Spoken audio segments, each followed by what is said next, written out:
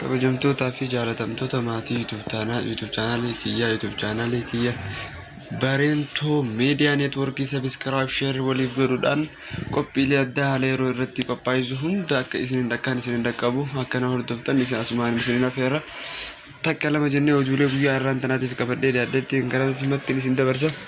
Oduuleen guyyaa irraan tanaan qabadhee dhiyaadde hidhamtoota siyaasaa qaamana qaalitti lagannaa nyaataa guyyaa 34ffaa ol irratti argaman kanarratti mana murtii dhiyaachuu isaaniiti. Mana murtii dhiyaachuu illee danda'anii osoo hin taane osoo isaan dhukkubsatanii gaafiillee gaafatamanii ofirraa deebisuudhaaf ofirraa ittisuu akka hin dandeenye maddi keenya gara siinii addeessa dirqama sharroysanii akka saree duutetti harkisanii mana murtii geessanii jiranii. Uummanni Oromoo alaa fi keessa jirtan dhimma hidhamtoota siyaasaa Oromoo kana akka hordoftan asumaan dhaabsisanii dabarsuun barbaada. Kanatti aansuudhaan yeroo ammaan tanaa kana keessatti dhimma kana keessatti yoonii fi haalli ammaan tana mul'achaa jiru kun rakkoo hamtuu fida.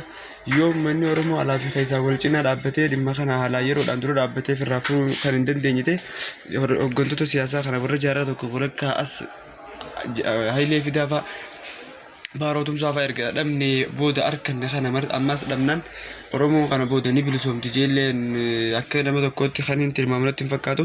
Kana wajjin wal qabatee manni murtii maaliif jecha arraan tana osoo isaan akkana jiranii dhimmi fayyaan isaanii osoo hin godhamin maaliif kan dirqamaan fideef kan jedhu nu yaachisuu qaba.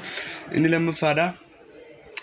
Haleessa madda rakkoo san kutuu qabnaa jaa madda rakkoo jaanii isaan qabatanii Itoophiyaan ammaan tanaa Itoophiyaan lumuttiin qabattee jirtu tun madda rakkoo uummata Oromoo beektii Fiqaatu Tasammaa haleessa miidiyaa kallattii gubbaa irratti gaafa akkas jedhu akka nama tokkotti hedduu waan nama yaaddeessu uummanni Oromoo dhimma akkana kana dura dhaabbachuu qabaan dhaamsa hooggantoonni keenya alaa fi keessaan dubbachaa jiranii. Dhimma amma wanni ijoo qabannee nuti haasa'uu qabnu dhimma hooggantoota siyaasaa keenyaa kana Hayilee Fidaa baarotumsaa warra kanaa kana dhabuun uummatni Oromoo haala ammaan tanatti jiru kanaan dhabuuf deema. Yoo arraan tana murtiin addaa haalli wanni hin beekamne osoo dhimma fayyaa isaanii dubbatin ka ammaas akkuma duraanitti haalan taane keessa dabarsan taate murtii uummanni Oromoo guutuun riiskii fudhatee karaa tarkaanfii itti aanutti seenuu qaban dhaamsa kiyya. Kanatti aansuudhaan dhimma filannoo Itoophiyaa wajjin wal qabatee filannoon Itoophiyaadha. Dhibbatti shakkii takkaan malee filannoo haqa qabeessa akka hin taane warreettan isaan affeerratan biyyoota addunyaa 50 irraa kun tapha malee filannoodhaan dirree siyaasaa guutumaa guutuu cufame keessatti filannoon akka gaggeeffamu jedhanii jalaa jedhaniiti jiru.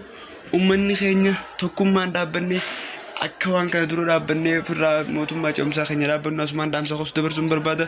Mootummaan idil addunyaatti mana murtii idil addunyaatti akka dhiyaatus kun gurraan dhala 26 waraqaan isatti ergamte gaafa ebla takkaa mana murtii addunyaatti akka dhiyaatu waraqaan isa harka keessa jirti. Uummanni Oromoo gammachuudhaan qabsoodhaaf akka of qopheessu asumaan dhaamsa kos dabarsuun barbaada. Gammada dhimma hidhamtoota